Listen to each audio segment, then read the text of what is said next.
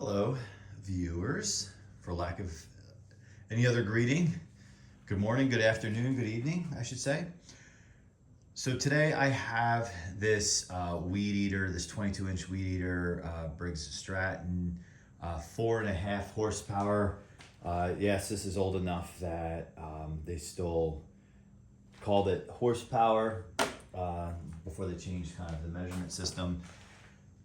I've done a short video on this, I think before, and I was using it last weekend, and I noticed every time I pulled on the pull starter, the whole top jiggled, and I could hear some like rubbing or whatever. So it occurred to me when I was using it, we lost a bolt on the side, and this piece here, you know, that's actually what caught my eye when I saw it sitting there.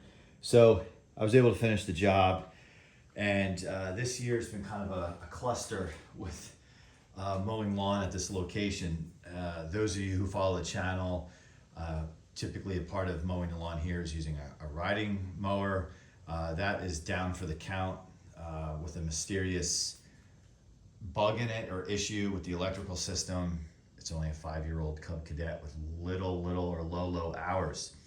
Also have a Honda push mower that had an issue that's resolved. So really this mower, typically the use for this around here is cut it for light trim duty, and there's a few little slopes here that the tractor can't really ride on, and so this will get the job done. What I like about it is it's a 22-inch versus a 21-inch. I feel like you can't get a 21-inch lawnmower today. So picked this up for, I think, free a number of years ago during COVID, so about 4 years ago, to replace one that I had hit a tree root where a tree I had removed, and there was still some roots coming up or whatever. So that's kind of the point of using an old beater like this, which I do take care of course. I service it and try to keep it as long as I can, but I didn't want to obviously wreck a Honda or a newer mower. So with that being said, you know, this thing doesn't run perfect, never really did. It smokes a bit. When you turn it off, I notice there's always some smoke coming from the exhaust, and it seems to run hot. So I feel like it's the internals. I do change the oil regularly, you know, clean the carburetor, keep the air filter clean, keep the plug clean, or just replace it, blade sharpened and balanced. You know, generally keep an eye on it, right? Take good care of it. So what I'm gonna do is, because we just finally got basically our fleet of mowers here back up in service, and I wanted to just do a short video. I'm actually going to, and I hate doing this, beg, borrow, and steal from another mower for the short term, because I am leaving town for some vacation, and there'll be others here that will be mowing the lawn at least once, maybe twice. Don't know if they're going to use this mower or the Honda. This one people tend to use because it's light. The Honda is heavier. Honda's 10 years old, and the thing runs like a clock. Like, it just goes and goes, but it's heavy. It's heavy. It's not non-self-propelled. It's probably the only Honda on the planet that's not self-propelled. But so people tend to like to use this one for certain areas. So what I'm going to do is I'm just going to turn the camera around really quickly, is borrow from this one. This is a 1986 I found free, also a year of COVID, on the side of the road. Just needed a pull rope, and I've been using that more so for fun in the yard, you know, just to do the trim the front lawn. You can kind of see it there. Trim the front lawn a bit, so it gets super light duty when it's active. This has an issue I cannot freaking figure out with the carburetor. I think it's the carb. I have replaced the diaphragm twice. I have cleaned the carburetor 4 times. I have changed the fuel is fine. I've replaced the spark plug. I double checked the ignition. It's a new ignition from 2 years ago, so it should be totally fine. Never had an issue with it, but I rechecked the spacing between the flywheel. It just, if you can get it to run, it kind of goes up, it comes down, it goes up, it comes down, it goes up. And so I'm wondering, I won't even get started with that. That's another video. So what I'm gonna do in the meantime before I can hit the hardware store is just pull out the same bolt there. There's the Toro. That's my son's Toro. That will be leaving here and going to the other location. It was on borrow here. He brought it here so he could cut the grass while we were a couple lawnmowers short. So we're just gonna take this out.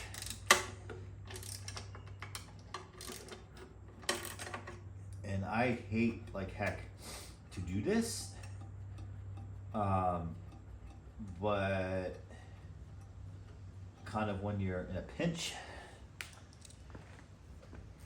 you do things like that. So we're gonna bring you back over here. Let's see if I can get you in close a little bit there. All right. I am hoping this is not stripped. I have one mower, and it might be this mower, but on the other side it's stripped, and that's probably why it keeps coming out. So we line that piece up, okay? Feels like it's turning okay.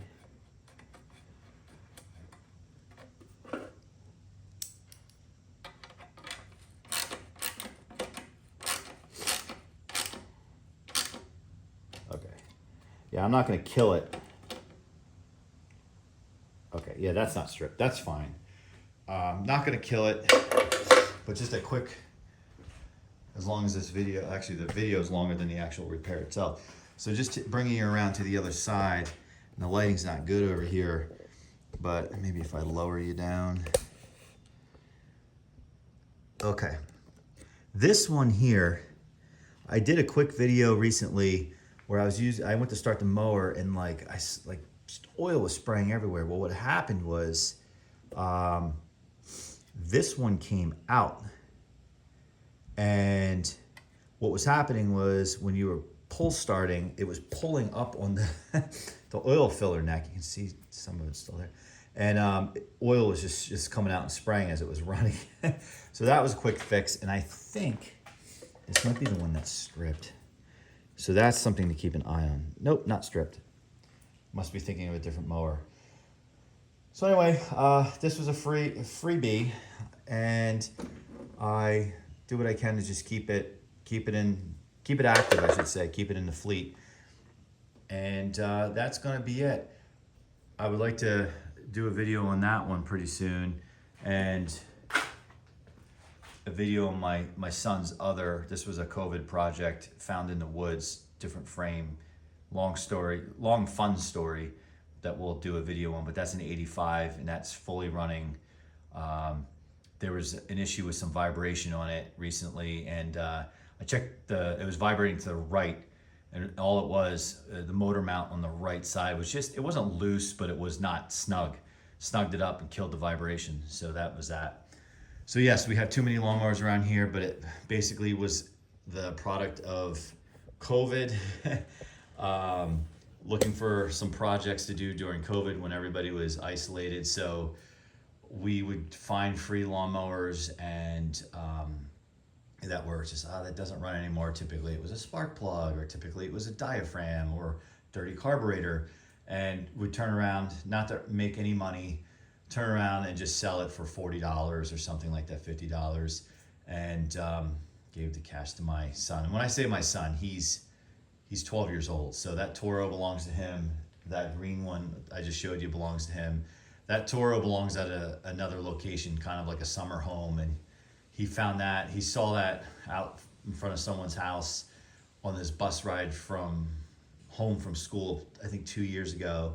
And he rode his bicycle down to go check it out. And we threw it, and then he got me, and we threw it in the car, and we tuned it up together. He can pretty much tune it up on his own. I double check everything, and I handle the blade part of it, of course. But so that it has a bag for it. He left it at the other location, but that kind of got us through when we were down a couple of lawnmowers here. So thanks for watching, and any advice, any tips, I'd like to certainly share those things with fellow, I guess, weekend lawnmower mechanics. I definitely do not know everything. Self-taught with some stuff, sharing with my dad growing up, and then spending a lot of time on YouTube watching videos on how to do stuff. So it's been great, and I feel pretty confident, especially taking instruction from other people who comment on my videos. They've given me some good advice on how to do things. So thank you. Make sure you subscribe, like, watch, comment. See you next time.